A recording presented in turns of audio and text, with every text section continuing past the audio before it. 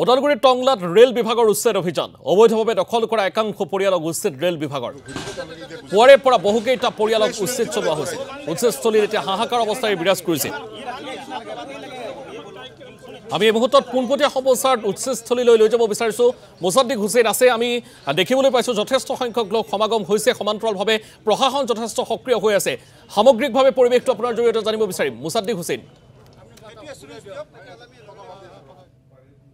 হয় নিশ্চয়কৈ সমীৰণ ক'ব লাগিব আসলে ওদালগুৰি টংলা চহৰৰ এই যি ৰেল ষ্টেচন আৰু এই ৰেল ষ্টেচনত আজি ৰাতিপুৱাৰ ভাগৰ পৰা ৰেলৱে বিভাগে এক উচ্ছেদ আৰম্ভ কৰে আৰু উচ্ছেদৰ লগে লগে ইয়াত থকা বিভিন্ন বিশেষকৈ ক'ব লাগিব ব্যৱসায় প্ৰতিষ্ঠানকে ধৰি যুগ যুগ ধৰি ইয়াত বসবাস কৰি থকা এইসকল লোকৰ মাজত এক হাহাকাৰ পৰিস্থিতি সৃষ্টি হয় এটা কথা ক'ব লাগিব যোৱা ফেব্ৰুৱাৰী মাহত ৰেলৱেয়ে এই যিসকল ইয়াত দখলদাৰী আছিল বা তেখেতসকলক যি লিজত দিয়া হৈছিল সেইসকলক তেখেতসকলে ইয়াৰ পৰা খালি কৰাৰ এক নোটিছ জাৰি কৰিছিল অৰ্থাৎ জাননী জাৰি কৰিছিল আৰু জাননী জাৰি কৰাৰ পিছতে এইসকল লোকে বিশেষকৈ কেমেৰা পাৰ্চন বাবুৰিয়ানে দেখুৱাই আছে এই দৃশ্য আৰু এইসকল লোকে আদালতৰ আশ্ৰয় লৈছিল আৰু আদালতে যোৱা কালি এই ধৰণৰ যি আচলতে নিৰ্দেশ দিলে তাৰ পিছতে ৰেলৱে বিভাগে সষ্টম হৈ এই ধৰণে আচলতে ৰাতিপুৱাৰ ভাগতে তেওঁলোকক কোনো ধৰণৰ নোটিছ নকৰাকৈ তেখেতসকলক আচলতে ইয়াত উচ্ছেদ আৰম্ভ কৰিলে আৰু ফলত এইসকল লোকৰ এতিয়া হাহাকাৰৰ পৰিস্থিতি সৃষ্টি হৈছে বিশেষকৈ খিলঞ্জীয়াৰ এখন চহৰ বুলি ক'লেও ভুল নহয় এইখন চহৰত আজি খিলঞ্জীয়াসকল এই ধৰণে আচলতে তেখেতসকলে আচলতে ঘৰ দুৱাৰ এই ধৰণে তেখেতসকলৰ এটা হাহাকাৰৰ পৰিস্থিতি হৈছে মই মোৰ লগত আছে এজন লোক মই তেখেতৰ পৰা জানিম দাদা কি ক'ব আচলতে যুগ ধৰি আপোনালোকে এই জেগাত বাস কৰি আছিল কিন্তু কোনো পুনৰ সংস্থাপন নকৰাকৈ এই ধৰণৰ ব্যৱস্থা এটা গ্ৰহণ কৰিলে ৰেলৱে বিভাগে বা চৰকাৰে কি ধৰণৰ ব্যৱস্থা গ্ৰহণ কৰাটো আপোনালোকে বিচাৰিছিলে আমি আসলতে ইয়াতে বহু বছৰ ধৰি আছোঁ মেক্সিমামটো আমাৰ লোকেল মানুহ হয় জনগোষ্ঠীয় মানুহ আমাৰ ওচৰৰে গোটেইকেইজন মানুহ আৰু প্ৰায় দুখীয়া মানুহ ইয়াত বসবাস কৰিছে ৰেলৱে মাটিত এইটো আমি এভেকশ্যন হোৱাটো নিবিচাৰোঁ এইকাৰণে নিবিচাৰোঁ যে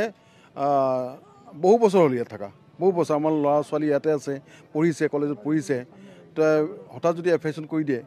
এভেকশ্যন হোৱা নাই বাৰু আজিলৈকে এতিয়ালৈকে হোৱা নাই হ'বলগীয়া কথা আছিলে আজি কিন্তু এতিয়ালৈকে হোৱা নাই আমাক সময় এটা দিছে 31 অক্টোবৰলৈকে তাৰ ভৱিষ্যতে যদি কৰিবলগীয়া হয় আমাক কিছু কনচিডাৰ কৰিলে ৰিহেবিলিটেশ্যন দিব লাগে আমাক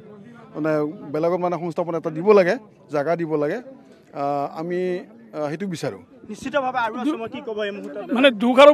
বিষয় বৰ্তমান মোৰ বয়স 73 মোৰ জন্মৰ আগত বাবাই মানে জংঘল কাটি মই বাবাক সুধিছিলোঁ যে এই মাটিত কিয় আহিলা কৈছিল জংঘল কাটি মোটামুটি আজি 70 মানে ধৰক প্ৰায় 100 বছৰ আগত তেওঁলোকে দখল কৰিছিলে এই মাটি আমি 4টা ভাই ভনী আজি হঠাৎ তেওঁলোকে কৈ আছে কি যে আপোনালোকে আনঅথৰাইজ আমি মানে ই কৰিছোঁ অকুপাইড কৰিছোঁ যদি আমি আনঅথৰাইজ অকুপাইড কৰিছোঁ তেনেহ'লে মোৰ জন্মৰ আগত বাবাহঁতে যেতিয়া ওই মাটি অকুপাইড কৰিছিল ৰেল বিভাগে আমাক কিয় নজনালে যে আপোনালোকে আমাক অবৈধভাৱে এইখিনি দখল কৰিছে আপোনালোকে মাটিখিনি এৰি দিয়ক তাত কৰি দুখৰ কথা আমাৰ এই মাটিবিলাকত আপোনালোকে ভালকৈ ই কৰিলে চাব গম পাব মাজে মাজে ম্যাদী মাজে মাজে ৰেলৰ মাজে মাজে ম্যাদী মাজে মাজে ৰেলৰ এইটো কেনেধৰণৰ কথা ৰেলৰ মাটিত ম্যাদী হ'ব পাৰে নেকি ৰেলৰ মাটিততো ম্যাদী হ'ব নোৱাৰে কাৰণ বহুত মাটি ইয়াত ম্যাদী মাটি আছে যাৰ ম্যাদী মাটি আছে তেওঁলোকৰ কথাটো বেলেগ আমাকো ম্যাদী কৰি দিয়ক আমাৰ মাটিখিনি গভৰ্ণমেণ্টক আমি কি প্ৰিমিয়াম দিব লাগে আমি সেইখিনি দিয়াৰ কাৰণে প্ৰস্তুত আছোঁ আজি এইখন প্ৰতিবাদী সভাৰ জৰিয়তে মই মাননীয় মুখ্যমন্ত্ৰীক মই অনুৰোধ জনাইছোঁ যে তেখেতটো খিলঞ্জীয়াৰ পক্ষত খিলঞ্জীয়াৰে কথা কয় আমি এইখিনি খিলঞ্জীয়া মানুহ তেখেতে আমাক এই বিপদটোৰ পৰা উদ্ধাৰ কৰিব লাগে আনহাতে আমাক ইয়াত বসবাসৰ সুবিধাটো দিব লাগে বিটিআৰ চিফ মাননীয় প্ৰমোদ বৰদেৱকো মই অনুৰোধ জনাইছোঁ যিহেতু তেখেত আমাৰ চিফ তেওঁ বিটিআৰৰ মালিক তেখেতৰ বিষয়টো হস্তক্ষেপ কৰিব লাগে আমি প্ৰশাসনক অনুৰোধ এই মানুহখিনিক মানে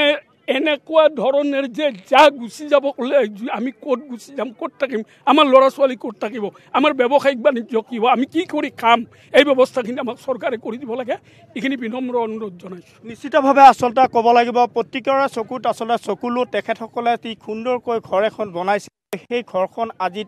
আজি উচ্ছেদিত যি উচ্ছেদ সেই পৰিৱেশটো দেখুৱালোঁ আপোনালোকক কেনেধৰণে প্ৰত্যেকগৰাকী লোক বৰ্তমান সময়ত শংকিত হৈ পৰিছে নিজৰ সপোনৰ যিখন ঘৰ সেই সপোনৰ ঘৰখন বৰ্তমান সময়ত প্ৰশাসনে বেদখল মুক্ত কৰাৰ বাবে যত্ন কৰিছে আৰু সমান্তৰালভাৱে কিন্তু আন এটা কথা তেখেতসকলে ক'ত থাকিব কেনেধৰণে আগন্তুক দিন তেখেতসকলে অতিবাহিত কৰিব তাক লৈ আচলতে বৰ্তমান সময়ত সন্দিহান হৈ পৰিছে শংকিত হৈ পৰিছে প্ৰত্যেকগৰাকী লোক তেখেতসকলে চৰকাৰলৈ কাটৰ আহ্বান জনাইছে অনুৰোধ জনাইছে ৰেল বিভাগকো অনুৰোধ জনাইছে তেখেতসকলে প্ৰশাসনীয়ভাৱে যিসমূহ ব্যৱস্থা কৰিব পাৰে সেইসমূহৰ চিন্তা চৰ্চা কৰক আৰু চৰকাৰৰ প্ৰত্যেকটো সিদ্ধান্তত তেখেতসকলে সহযোগিতা কৰিম বুলিও উল্লেখ কৰিছে